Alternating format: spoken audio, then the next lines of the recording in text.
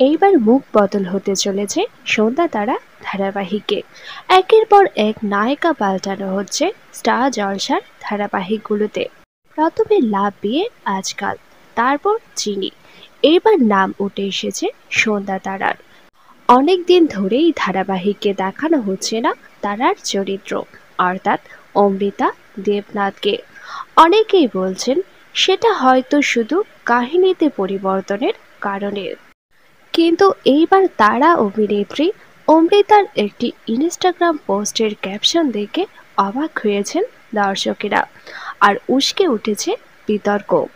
অভিনেত্রী তার পোস্টে লিখেছেন, কিছু সময় কিছু ধারাবাহিক বা কিছু জিনিস আমার প্রাপ্য নয়, কারণ আমি তার থেকে অনেক বেশি কিছু পাওয়ার যোগ্য। আর তার এই ক্যাপশন দেখে অনেকেই মনে করছেন এইবার সন্ধ্যা তারা ধারাবাহিকটি থেকে তারা চরিত্রের মুখ বদল হতে চলেছে।